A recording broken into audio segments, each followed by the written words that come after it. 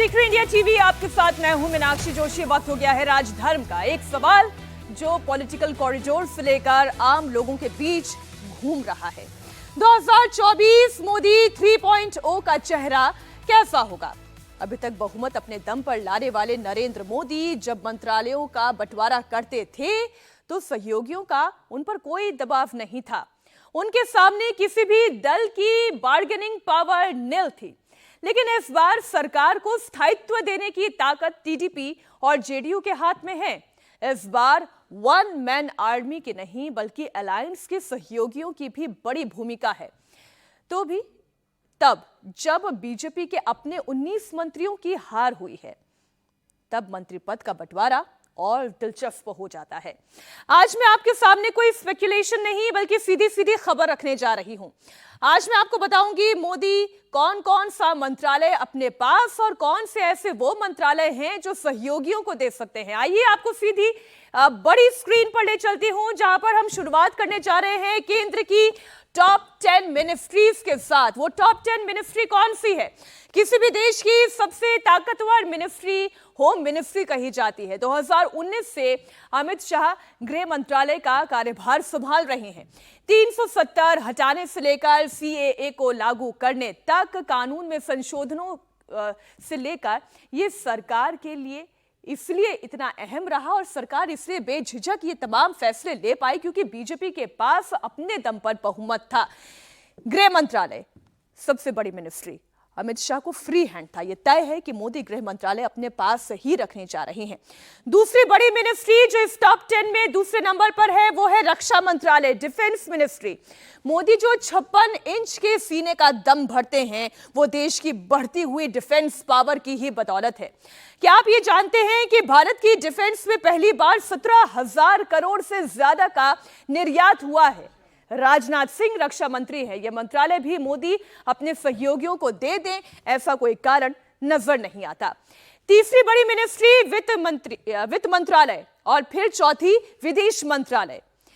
भारत जो 5 trillion economy को M कर रहा है उसकी वजह है मोदी का इकोनॉमिक विजन, और दुनिया में जो भारत की धाक दिखाई दे रही है उसके पीछे असली वजह है भारत की इंडिया फर्स्ट की नीति। इसलिए ये दो मंत्रालय यानी कि वित्त मंत्रालय और विदेश मंत्रालय शायद ही किसी सहयोगियों को दिया जाए। इसके अलावा टॉप 10 मंत्रालयों में जो मंत्रालय आप देख पा रहे हैं, चाहे वो रेलवे हो, कृषि हो, शिक्षा हो, सूचना प्रसारण मंत्रालय हो, सड़क परिवहन मंत्रालय और सिविल एविएशन मंत्रालय, ये वो टॉप 10 मिनिस्ट्रीज है जिनमें से 4 मंत्रालय गृह, रक्षा, वित्त और विदेश मंत्रालय को देश में सबसे ताकतवर मंत्रालय माना जाता है।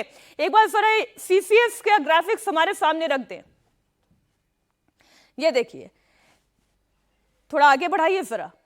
देश में 4 मंत्रालय गृह, रक्षा, वित्त और विदेश मंत्रालय को देश में सबसे ताकतवर मंत्रालय माना जाता है क्योंकि ये सीसीएस यानी कैबिनेट कमेटी ऑन सिक्योरिटी के मेंबर प्रधानमंत्री के अलावा इन चारों मंत्रालयों के मंत्री इस सीसीएस कमेटी में शामिल होते हैं। सीसीएस का मतलब कैबिनेट कमेटी ऑन सिक्योरिटी। अब सवाल यह उठ रहा है कि मोदी 3.0 में सीसीएस में कौन कौन होगा? क्या मोदी 2.0 की झलक इसमें देखेगी या ये तस्वीर एकदम अलग होगी? मोदी 2.0 में सीसीएस में रक्षा मंत्री राजनाथ सिंह थे, जो कि मोदी 1.0 में यानी पहले कार्यकाल में उस वक्त देश के गृह मंत्री का पदभार संभाल रहे थे। राजनाथ सिंह ने जीत की हैट्रिक लगाई है, बीजेपी के संकट मोचक कहे जाते हैं। पार्टी और सहयोगियों की भी अगर बात कर ले तो उन दोनों के बीच में एक सामंजस्य की स्थिति अगर कहीं पर बनानी हो तो इसमें रक्षा मंत्री राजनाथ सिंह, या अगर सिर्फ हम इस नाम को लें राजनाथ सिंह की भूमिका हो सकती है। वो चुनाव जीते हैं तो क्या एक बार फिर से वो कैबिनेट कमेटी ऑन सिक्योरिटी में शामिल होंगे? रक्षा मंत्रालय उनके पास होगा। बात गृह मंत्री अमित शाह की भी कर लें। गृह मंत्री का पदभार संभाल चुके हैं निर्मला सीतारमण और एस जयशंकर। वित्त मंत्री और विदेश मंत्री जो दोनों ही चुनाव नहीं लड़ते हैं, इस बार भी चुनाव नहीं लड़ा है, राज्यसभा सांसद है, लेकिन 2 इंपॉर्टेंट मंत्रालय इनके पास है और कैबिनेट कमेटी ऑन सिक्योरिटी के ये मेंबर भी रहे हैं। ऐसे में क्या ये संभव है कि प्रधानमंत्री नरेंद्र मोदी इन मंत्रालयों को अपने सहयोगियों को दे दे, जिसमें रक्षा है, गृह मंत्रालय है, वित्त मंत्रालय और विदेश मंत्रालय है? जरा अगले लिंक पर आ जाएं, अगली तस्वीर पर आ जाएं।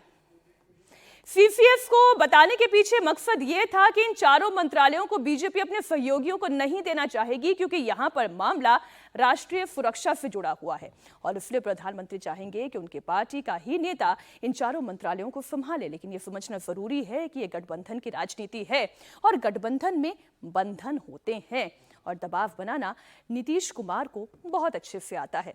कल भले ही नीतीश कुमार ने मीटिंग के बाद ये कहा कि बातचीत की ज्यादा आवश्यकता नहीं है, अब तुरंत शपथ ग्रहण का कार्यक्रम हो, लेकिन आज केसी त्यागी ने अग्निवीर और जातीय जनगणना को लेकर सरकार पर प्रेशर बढ़ाना शुरू कर दिया है।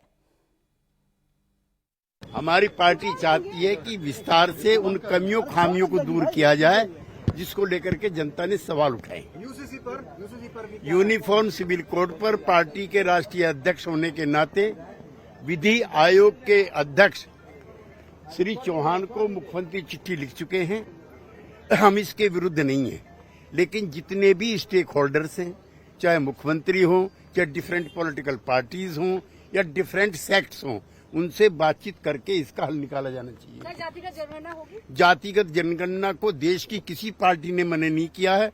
बिहार ने रास्ता दिखाया है। प्रधानमंत्री ने भी ऑल पार्टी डेलीगेशन में इसका विरोध नहीं किया है।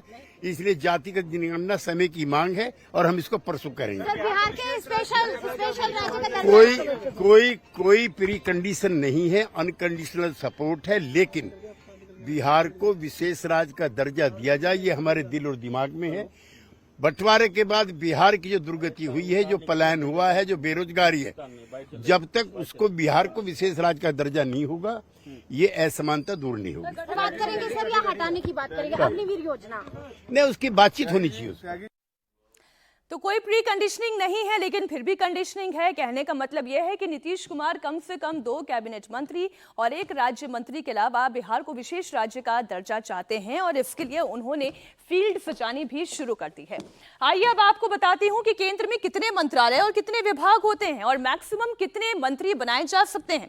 तो वो पिक्चर भी आपके सामने ग्राफिक्स की नजर से आप देखिए। कुल 53 मंत्रालय होते हैं, जिनमें कुल 94 विभाग, 3 तरह के मंत्री होते हैं, जिसमें कैबिनेट मंत्री होते हैं, स्वतंत्र प्रभार होते हैं और राज्य मंत्री होते हैं।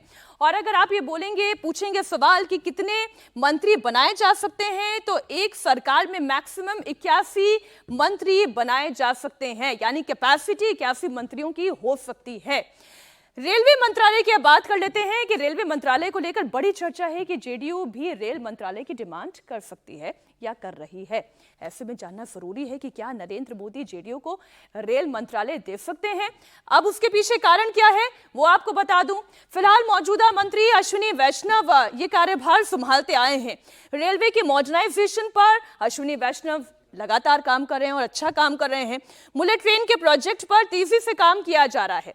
अब नीतीश कुमार ये डिमांड कर सकते हैं कि बिहार में रेलवे के कई रुके हुए प्रोजेक्ट्स को पूरा करना है और अटल सरकार में खुद नीतीश कुमार रेल मंत्री रह चुके हैं, तो इस बार जेडीयू के कोटे में ये मंत्रालय एक बार फिर से चला जाए। लेकिन ये क्यों मुश्किल लगता है? मॉडर्नाइजेशन पर काम चल रहा है। अगर मॉडर्नाइजेशन पर काम चल रहा है तो फिर किसी और को यह मंत्रालय देने पर इस पर ब्रेक लग सकता है। दूसरा कारण, बुलेट ट्रेन प्रोजेक्ट की रफ्तार धीमी हो सकती है, क्योंकि कोई भी नया मंत्री किसी पद को संभालेगा, उसके कामकाज के तरीके को समझेगा, तो रफ्तार पर कहीं ना कहीं से एक ब्रेक जरूर आएगा। इसलिए सवाल यह है कि हो सकता है नरेंद्र मोदी इस मंत्रालय को भी देने में थोड़ी सी हिचकिचाहट रखें। अब अगर ऐसे में बात सड़क और परिवहन मंत्रालय की जाए, अगला बड़ा मंत्रालय वो भी आपके सामने रख दें। टीडीपी और जेडीयू दोनों की नजर इस मंत्रालय पर है। मोटा मंत्रालय है, मलाईदार मंत्रालय कहा जाता है, लेकिन फिर वही सवाल कि क्या मोदी, नायडू या नीतीश की पार्टी को यह मंत्रालय देना चाहेंगे, क्योंकि इसके पीछे कारण नितिन गडकरी है। नागपुर से बड़ी शानदार तरीके से उन्होंने चुनाव जीता है, नेशनल हाईवे निर्माण में शानदार काम किया है। एक ऐसे नेता जिनकी तारीफ तो खुद विपक्ष के नेताओं ने भी की, तो वो नितिन गडकरी हैं। रोड सेफ्टी पर लगातार काम कर रहे हैं। डिमांड टीडीपी और जेडीयू की इस लिहाज से हो सकती है। बिहार में सड़क निर्माण नीतीश की यूएसपी है और सड़क परिवहन विभाग पर नायडू की भी नजर है। रोड इंफ्रास्ट्रक्चर पर ब्रेक लग सकता है, विकास की रफ्तार धीमी हो सकती है, इसलिए यह भी एक कारण है कि यह एक इंपॉर्टेंट मंत्रालय क्या नितिन गडकरी के हाथों से निकालकर किसी और को दिया जा सकता है। देश का अगला बड़ा मंत्रालय कृषि मंत्रालय। बीजेपी के पास ये मंत्रालय रहेगा या फिर सहयोगी दलों के पास जाएगा, इसे आप इस तरीके से समझिए कि कृषि मंत्रालय अहम क्यों है। नरेंद्र सिंह तोमर देश के कृषि मंत्री थे, लेकिन मध्य प्रदेश में विधानसभा चुनाव जीतने के बाद उन्होंने ये पद छोड़ दिया था। इसके बाद अर्जुन मुंडा को कृषि मंत्रालय का अतिरिक्त प्रभार दिया गया। अर्जुन मुंडा चुनाव हार चुके हैं, किसानों को आत्मनिर्भर बनाने पर काम चल रहा है, लेकिन अगर ये कहा जाए कि ये मंत्रालय एक ऐसा मंत्रालय रहा है जो लगातार सरकार के लिए परेशानी खड़ी करता आया है, इसमें बहुत सारे कारण हो सकते हैं, टफल हो सकता है, लेकिन सहयोगियों को क्या मोदी देना चाहेंगे ये मंत्रालय? मोदी की 5 जातियों में से एक जाति किसान है, सहयोगियों को दिया जा सकता है, किसी किसान परिवार से आने वाले चेहरे को दिया जा सकता है। देश की 80% आबादी कृषि पर डिपेंडेंट है, बड़ा मंत्रालय है, अपने सहयोगियों को देकर वो अपने सहयोगियों को सेटिस्फाई कर सकते हैं। किसानों के वेलफेयर पर काम जो किया जा रहा है उसे आगे बढ़ाया जा सकता है और ये सहयोगियों के कंधे के जरिए भी बढ़ाया जा सकता है। अब 2024 के चुनाव में नीतीश और नायडू के बाद जो टॉप गेनर है उनकी भी हम बात कर लेते हैं। वो गेनर है चिराग पासवान, जिन्होंने 100% के स्ट्राइक रेट से सभी 5 सीटें जीती है। सवाल यह है कि मोदी सरकार में चिराग पासवान को कौन सा मंत्रालय दिया जा सकता है। माना यह जा रहा है कि चिराग पासवान को कैबिनेट में जगह देने के लिए 3 ऑप्शन है। पहला विकल्प है फूड प्रोसेसिंग मिनिस्ट्री, जो कि अभी चुनाव से पहले उनके चाचा पशुपति पारस के पास था। इससे पहले ये मिनिस्ट्री अकाली दल के पास यानी हरसिमरत कौर के पास थी। मतलब ये कि ये एक ऐसा मंत्रालय है जो हमेशा से बीजेपी के सहयोगी यानी एनडीए के घटक दल के पास रहा है, तो ये दिया जा सकता है। इसके अलावा दूसरा ऑप्शन की अगर बात करें, खाद्य एवं उपभोक्ता मामले का मंत्रालय, जो कि चिराग पासवान के पिता रामविलास पासवान के पास 2 टेन्योर तक रहा है। उनके पिता रसायन एवं उर्वरक मंत्रालय भी संभाल चुके हैं। ऐसे में उनके पास तीसरा ऑप्शन भी है कि ये मंत्रालय चिराग पासवान को दिया जा सकता है। लेकिन चिराग पासवान को चाहिए क्या, ये तो चिराग पासवान ही बताएंगे। आप पहले उनका रिएक्शन सुने। मेरे प्रधानमंत्री तीसरी बार देश के प्रधानमंत्री बनने जा रहे हैं, इस बात का उत्साह मुझ में, मेरे पार्टी के हर एक सांसद, हर एक नेता, हर एक कार्यकर्ता और एनडीए के हर एक कार्यकर्ता में इस बात का उत्साह है। कौन अब सरकार में आता है, नहीं आता है, कौन मंत्री बनता है, नहीं बनता है, ये किसी भी घटक दल की प्राथमिकताओं में नहीं है। मैं कई बार मीडिया चैनल्स पे सुनता हूँ कि इसने ये मांग की, वो मांग की, किसी ने नहीं। कल एनडीए की बैठक में सिर्फ हम लोगों ने प्रधानमंत्री जी के नेतृत्व को पुनः स्वीकारते हुए औपचारिकता हम लोगों ने निभाई है। प्रधानमंत्री जी प्रधानमंत्री बने, इस बात की तत्परता हम सब में है। मैं पूरी तरीके से इन बातों का मैं खंडन करता हूँ। कोई मांग नहीं है और मांग हो भी नहीं सकती है, क्योंकि हम लोग का लक्ष्य ही प्रधानमंत्री जी को प्रधानमंत्री बनाना था। उसके लिए हर एक घटक दल ने अपनी एक ईमानदार भूमिका निभाने का काम किया। ये विशेषाधिकार पूर्णतः मेरे प्रधानमंत्री जी के पास ही है कि वो अपने मंत्रिमंडल में किसको जगह देते हैं, नहीं देते हैं। ऐसे में किसी घटक दल की कोई मांग नहीं है। बात अगर अगले मंत्रालय की जाए, महिला एवं बाल विकास मंत्रालय, ये अब तक स्मृति ईरानी के पास था, लेकिन इस बार वो अमेठी से चुनाव हार गई, तो हो सकता है कि मोदी ये बर्थ अपने सहयोगियों को दे दें। केंद्र में एक मंत्रालय और है, अल्पसंख्यक कल्याण मंत्रालय, जो कि मोदी 2.0 में इसके मंत्री मुख्तार अब्बास नकवी रहे हैं, लेकिन जब उन्होंने ये पद छोड़ा था तो ये पद स्मृति ईरानी को दिया गया था। वो इसका अतिरिक्त प्रभार देख रहे थे। तो ऐसे में जो 2 मंत्रालय हैं, जिसमें महिला बाल विकास मंत्रालय और दूसरा अल्पसंख्यक मंत्रालय, ये सहयोगियों को क्या दिया जा सकता है, इस पर सभी की नजर है। जेडीयू या टीडीपी के किसी मुस्लिम चेहरे को भी अल्पसंख्यक कल्याण मंत्रालय की जिम्मेदारी सौंपी जा सकती है।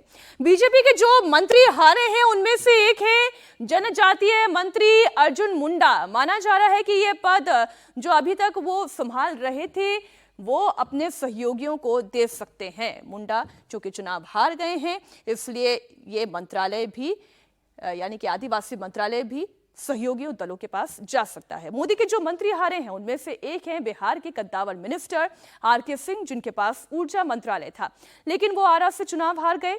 ये हो सकता है कि बिहार कोटे से मंत्रालय जेडीयू को दिया जा सकता है। अगली तस्वीर भी आपके सामने रख दें। अगर बात भारी उद्योग की करूं तो इसमें मौजूदा मंत्री महेंद्र नाथ पांडे चुनाव हार चुके हैं। माना जा रहा है कि एकनाथ शिंदे की पार्टी को यह मंत्रालय दिया जा सकता है क्योंकि पहले भी यह मंत्रालय शिवसेना के पास रहा था, इसलिए एकनाथ शिंदे की पार्टी को यह मंत्रालय यानी कि भारी उद्योग मंत्रालय की जिम्मेदारी दी जा सकती है। अगले मिनिस्ट्री की बात कर लेते हैं। एनडीए ने सरकार बनाने का निर्णय ले लिया है। कल ही फैसला हो जाएगा नरेंद्र मोदी जी के नेतृत्व को मान्यता देने का, और उसके बाद 2-3 दिन के अंदर मतलब मंत्रिमंडल का विस्तार होगा, मंत्रिमंडल होगा।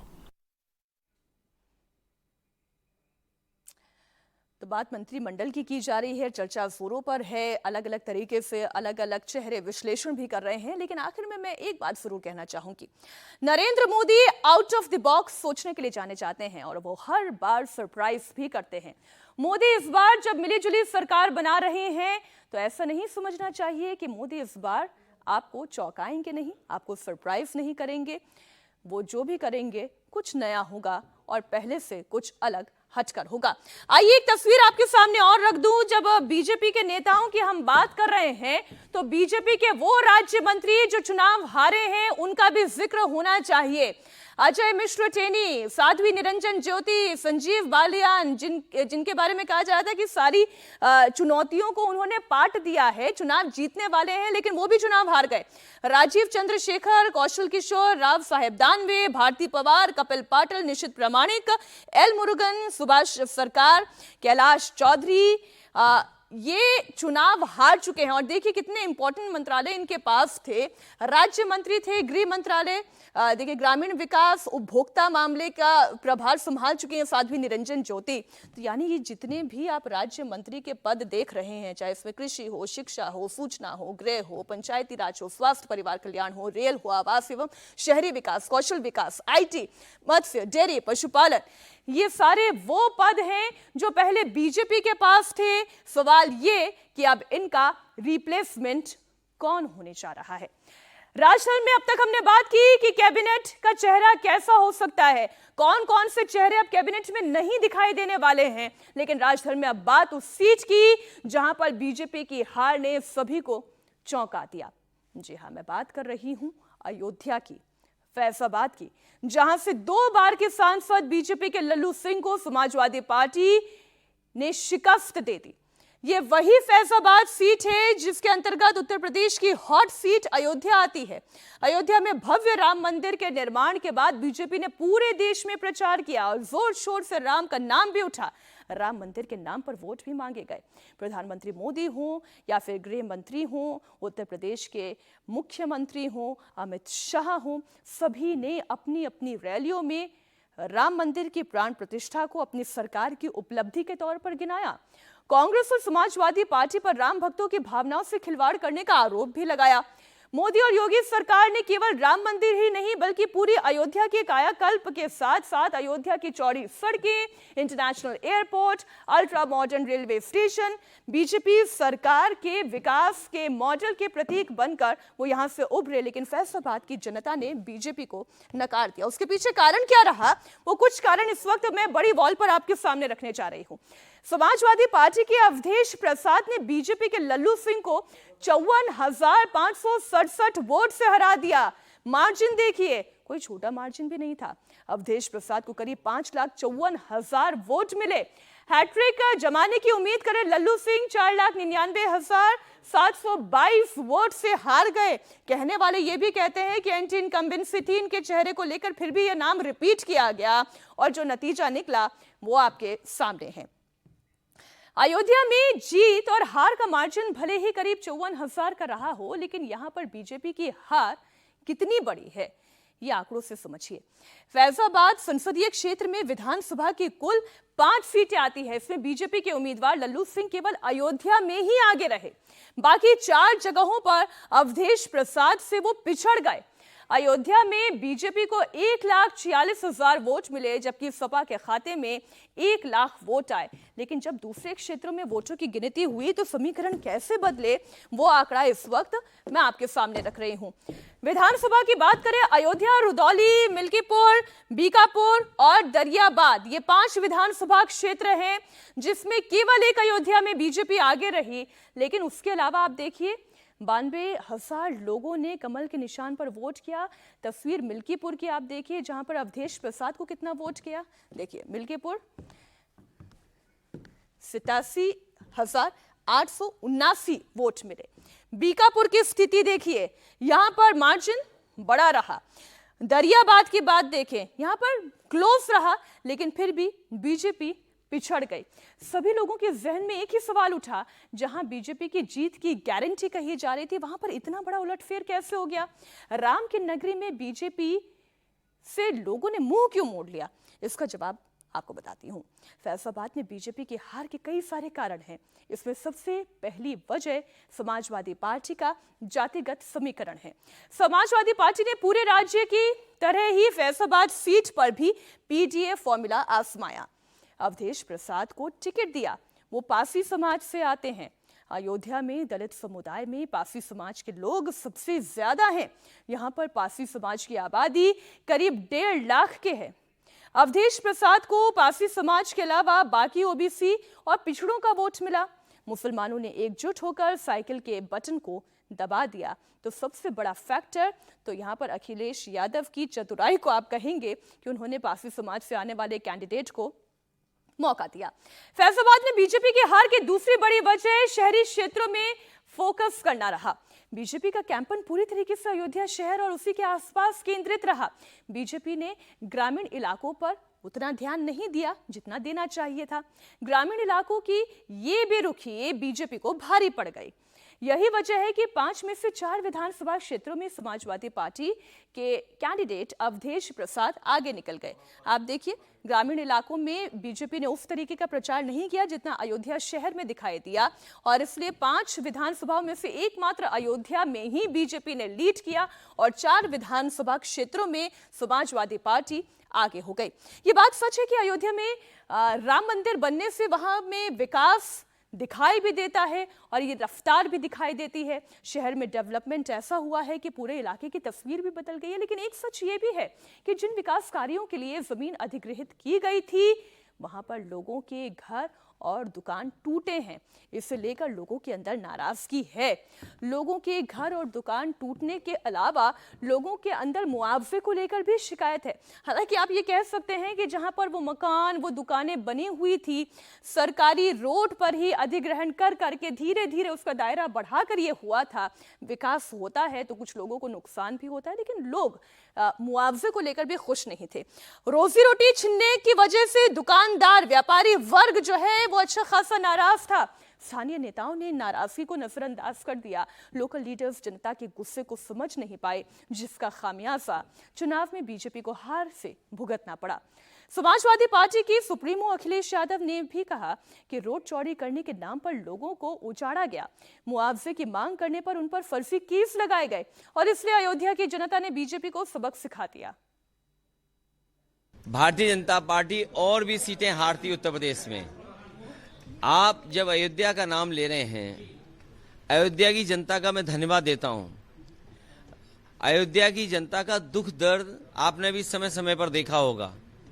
उन्हें जो उम्मीद थी वहां की जनता को, जिस तरह के सरकार का कामकाज था, लोगों को मुआवजा नहीं दिया सही जमीन का, लोगों के साथ अन्याय किया, आपने मार्केट की कीमत से जमीनें नहीं ली उनकी। जब लैंड एक्विजिशन करने के लिए आप चले तो आपने दबाव बना करके, झूठे मुकदमे लगा करके उनसे जमीन छीन ली। न जाने कितने व्यापारियों को आपने दुख संकट पहुंचाया जो 100-100 साल से रह रहे थे, 100-100 साल से लोग रह रहे थे। ऐसे भी परिवार हैं जो अपनी गाय भैंस के साथ, जानवरों के साथ 100-100 साल से रह रहे थे, आपने उन्हें उजाड़ दिया। आप किसी पुण्य काम के लिए आप गरीबों को उजाड़ रहे हैं। तो इसीलिए मैं समझता हूं अयोध्या और आसपास की जनता ने भारतीय जनता पार्टी के खिलाफ मतदान किया है। अयोध्या में बीजेपी की हार की एक और बड़ी वजह पार्टी कार्यकर्ताओं को नजरअंदाज करना भी रहा। लोकसभा चुनाव से ठीक पहले अयोध्या में बीजेपी में एक टूट हुई। टिकट नहीं मिलने के बाद पार्टी के युवा नेता सच्चिदानंद पांडेय बीएसपी में शामिल हो गए। मायावती ने उन्हें अपनी पार्टी का उम्मीदवार भी बना दिया। फिर सच्चिदानंद पांडेय ने हाथी पर सवार होकर 46,000 वोट हासिल कर लिया। अब जरा आप वो गैप याद करिएगा, 54,000 का गैप जरा अपने दिमाग में रखिए जो अवधेश प्रसाद और लल्लू सिंह के बीच में रहा। जीत और हार का वो फासला था। अगर सच्चिदानंद पांडे को नजरअंदाज नहीं किया गया होता, वो बीएसपी में नहीं गए होते, तो वो जो 46,000 वोट सच्चिदानंद पांडे के पास गए, वो शायद 46,000 वोट बीजेपी के अंदर शामिल हो सकता था। सच्चिदानंद पांडे की नाराजगी भारी पड़ गई। लल्लू सिंह फैजाबाद सीट से हैट्रिक जमाने के लिए मैदान में तो उतरे, उनके खिलाफ लोगों ने नाराजगी जताई। इसके बावजूद लल्लू सिंह को फिर टिकट दे दिया गया। अयोध्या के लोगों की शिकायत थी कि लल्लू सिंह तक उनकी पहुंच है ही नहीं और सांसद उनके सुख दुख में काम भी नहीं आते, मेल मुलाकात नहीं करते। फिर संविधान के बारे में दिया गया लल्लू सिंह का एक बयान भी बहुत बड़ा मुद्दा बन गया। लल्लू सिंह ने एक सभा में कहा था, अगर 400 सीटें आएंगी तो संविधान बदला जाएगा। और इस मुद्दे ने खास तौर पर दलित समुदाय से आने वाले उन वोटर्स के दिमाग में एक भ्रम पैदा कर दिया कि क्या वाकई में ऐसा होने जा रहा है। ऊपर से उस पर अखिलेश यादव का प्रचार, कांग्रेस का प्रचार बीजेपी पर भारी पड़ गया। अयोध्या में बीजेपी क्यों हारी, इसको लेकर सोशल मीडिया पर तरह तरह के दावे किए जा रहे हैं। एक बड़ा दावा ये है कि अयोध्या में राम मंदिर के साथ साथ जो सड़कें चौड़ी की गई, उसके लिए जो दुकान मकान तोड़े गए, उसकी वजह से बीजेपी को यहाँ राम की नगरी में हार का सामना करना पड़ा। दरअसल अयोध्या में राम मंदिर बना तो साथ में अयोध्या की सड़कें भी चौड़ी की गई। यहाँ 4 सड़क बनाई गई, एक धर्म पथ, एक भक्ति पथ, एक राम जन्मभूमि पथ और एक राम पथ। इनमें से सबसे लंबा राम पथ 14 किलोमीटर लंबा बनाया गया। ये पूरा राम पथ है जो अयोध्या के सादतगंज से नया घाट तक जा रहा है। 14 किलोमीटर लंबा ये राम पथ है और इसके रास्ते में क्योंकि सड़क चौड़ी करनी थी तो दुकान और मकान आ रहे थे, मंदिर, मस्जिद और मज़ारें भी आ रही थी। करीब 30 मंदिर, 9 मस्जिद और 6 मज़ार इस पूरे रास्ते शिफ्ट की गई। तो करीब 2000 दुकान और मकान भी यहाँ से हटाए गए, उनको मुआवजा दिया गया। इसी तरह से ये सीधे राम मंदिर जाने वाला भक्ति पथ है जो करीब 800 मीटर लंबा है। इसमें भी दोनों तरफ दुकानें आ रही थी, उनको पीछे शिफ्ट किया गया, कुछ दुकानों को हटाया गया, उनको मुआवजा दिया गया। आगे जब हम जाएंगे तो राम मंदिर जाने के लिए एक सीधे राम जन्मभूमि पथ जा रहा है जो 600 मीटर लंबा है और इसी तरह से आगे यहाँ पर लता चौक है, वहाँ पर धर्म पथ बनाया गया है। मकसद यही था कि जब राम मंदिर बन जाएगा तो जो श्रद्धालु आएंगे, जो इनकी तादाद लाखों में होगी, उनके जाने के लिए, क्योंकि पहले ही ये सड़क के कम चौड़ी थी तो उनको जाने में दिक्कत होगी, लिहाजा ये सड़कें चौड़ी की गई। अब ये कहा जा रहा है कि जो सड़कें चौड़ी की गई, लोगों को हटाया गया, उसकी वजह से यहाँ बीजेपी हार। आखिर अयोध्या में इतना बड़ा उलटफेर करने वाले अवधेश प्रसाद है कौन, इसके बारे में भी जान लीजिए। फैसलाबाद सीट के नतीजे आने तक ज्यादातर लोग भले ही अवधेश प्रसाद को ना जानते हो, लेकिन वो सियासत के पुराने धुरंधर हैं। अवधेश प्रसाद 9 बार विधायक रह चुके हैं, 6 बार समाजवादी पार्टी के टिकट पर विधानसभा पहुंचे हैं। लखनऊ यूनिवर्सिटी से लॉ से ग्रेजुएट करने वाले अवधेश प्रसाद समाजवादी पार्टी के संस्थापक सदस्यों में से एक हैं। उन्होंने पहले मुलायम के साथ सियासत की, अब अखिलेश यादव के साथ मिलकर समाजवादी पार्टी का झंडा गाड़ रही हैं। पारसी समाज से ताल्लुक रखने वाले अवधेश प्रसाद को समाज के दूसरे वर्गों का भी जमकर समर्थन मिला और यही वजह है कि वो लल्लू सिंह को पटकनी देने में कामयाब रहे। कैसे फैजाबाद का किला आपने भेदा, कैसे लल्लू सिंह को हराया, कैसे भारतीय जनता पार्टी को फैजाबाद में ही छटकनी दे दी? मैं आपके प्रति बहुत आभारी हूँ। I am very grateful to ask some questions. जहाँ तक हराने का सवाल है, हमने नहीं हराया। इस क्षेत्र की देवतुल्य जनता ने 54 फैजाबाद लोकसभा की जो महान जनता है, देवतुल्य जनता है, आदरणीय हमारे बुजुर्ग हैं, आदरणीय हमारी माताएं हैं, आदरणीय बहनें हैं, बेटियां हैं और समाज के आदरणीय सभी मतदाता हैं, उन्होंने हराया है, हमने नहीं हराया।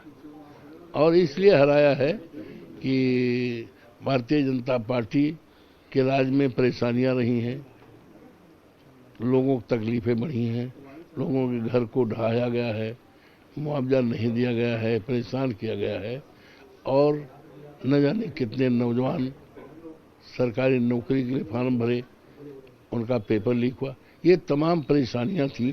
क्या बीजेपी के कैंडिडेट लल्लू सिंह के खिलाफ लोकल में नाराजगी थी, बीजेपी में भीतर घात था, या आपका जातीय समीकरण बहुत अच्छा था? क्योंकि अयोध्या में प्राण प्रतिष्ठा जनवरी में हुई थी, वहां गाना हर समय बजता था कि जो राम को लाए हम उनको लाएंगे, लेकिन नतीजा जब आया तो अवधेश प्रसाद जी आ गए।